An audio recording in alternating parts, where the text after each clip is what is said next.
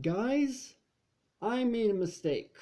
When I did the full 0.17 review, I accidentally left something out that I could have showcased in that video. Allow me to fix that for you.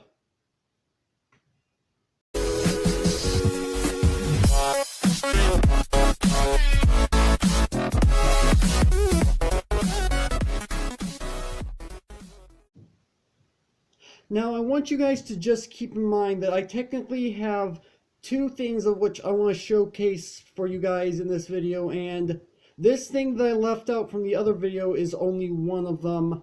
So yeah, I was setting up for that video, and I knew about the Endermite and the Shulker, but there was actually a third mob that was actually added into the game, which I completely overlooked in setting up that video. So if I go ahead and go into my inventory and go to my personal inventory, look, this is the third spawn egg that is brand new to the game that I actually did not realize was in the game. The polar bear. Now, like I said, I actually have two things of which I'm going to showcase for you today, and yeah, so just keep that in mind. So we're actually here in an ice spikes biome, and that's strictly because of the seed of which I put in. I'll explain the seed in a moment, but let me go ahead and quickly show you guys the polar bear. So here it is, and we get to see its back half. Hello there. So they spawn in colder biomes, and they also spawn in packs. Are you going after those sheep? Apparently not. Okay, so they spawn in cold biomes, and they spawn in packs, and the packs actually consist of both adult polar bears as well as cubs.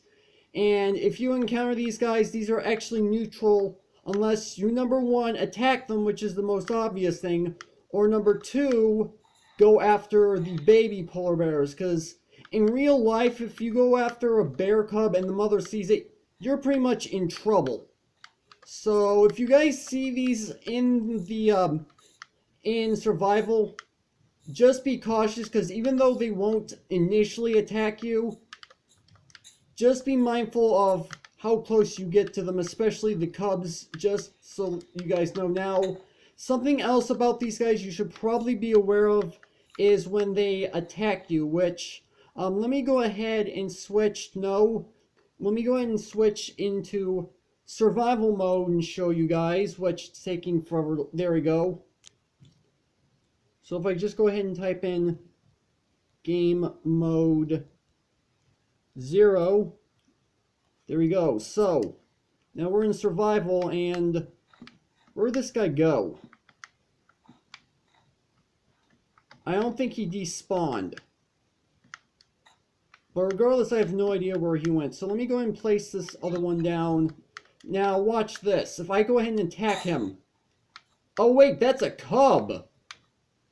I just spawned in a cub. That was okay. I did not realize that when okay. Okay, oh, whoa. Okay. So they get up on their hind legs and then attack you with their front legs.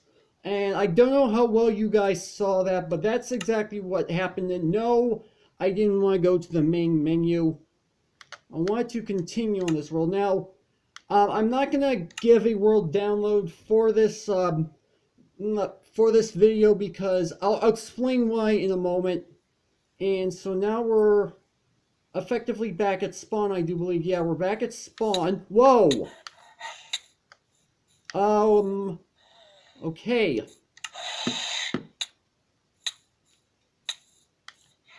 Let's go to...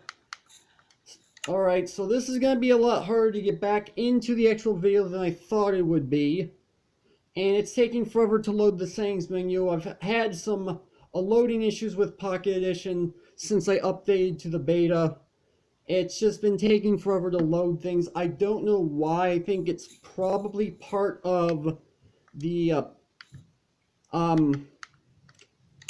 probably because of the tablet that I actually have. Alright, so now that we're actually in creative mode, they're going to leave me alone. Okay, that took a lot more work to do than I thought it would. Now, let me go ahead and explain this terrain. So I actually have a seed for this video, which is why there's not going to be a world download. So if you guys are in 0.17, you want to try this seed, I will go ahead and quickly show you what the seed is. If the settings would load again, which would help. Oh man, my tablet is so slow to Pocket Edition now that I've updated to the beta. It's annoying, I apologize. Alright, so we're in the settings menu. We actually have our seed right here. 141-040-3532. And I actually have to give further credit to this video. One of my Twitter followers, his name is Epic, he actually notified me about this seed and said that he actually got it off of another YouTuber called ECKOSOLDIER'S. So I'll put a link to Epic's Twitter and ECKOSOLDIER'S video in the description, so you guys can definitely go check both of those guys out. But the reason why I'm doing this is because there's actually something else that's added brand new to 0.17, and this is the seed that we come across to showcase it. So this spot of grass right here is actually where you spawn. And if you go ahead and come up, you obviously see the ice spikes biome, but if you go out further past the ice spikes biome, look, out in the distance, there's a house over there. There's actually a village over there out in the distance. Now, this isn't part of what I want to showcase. It's actually a bit further out from the village. Actually, it's right there. I'll explain in a moment, but since we're right here, since it is a village, there is in fact a blacksmith, but there's a bit of a problem with the village generation. I don't know what, but regardless, let's go ahead and see what's in the blacksmith shop and see if it's anything good. Just some iron armor. I mean, to start yourself off, that's actually not bad. But we're not here because of the villager, the blacksmith, and they walked into the lava. But it's actually because of this right here. As of 0.17, we have now got igloos, and these spawn in cold biomes, and they spawn randomly. This just happens to be one of them that was found. I know there's going to be other seeds out there that will help you find other igloos. In Echo's video, he said he didn't know if there were any other igloos in the area because this entire snow biome isn't limited to just the ice spikes. It's much larger than just the ice spikes. But he was unable to find any further igloos. I wasn't able to find any further igloos.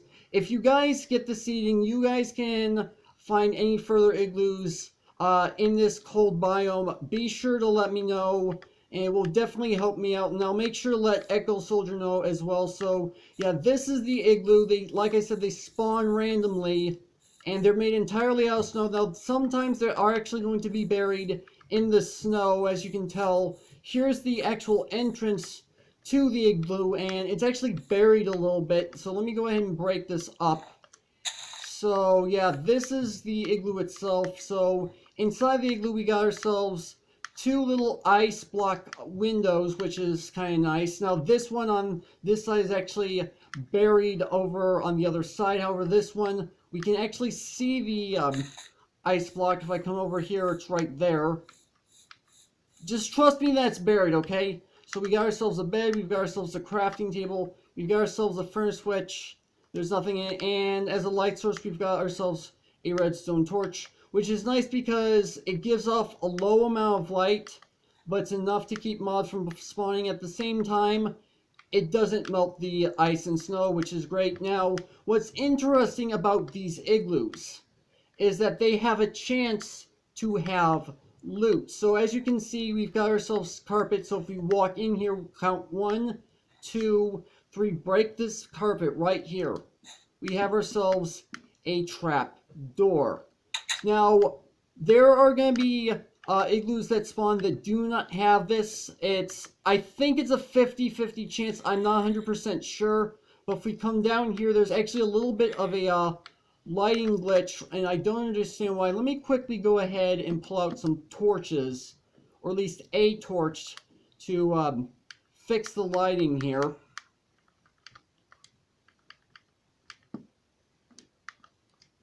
Alright, so let's go ahead and put down this torch, fix this lighting issue. There we go.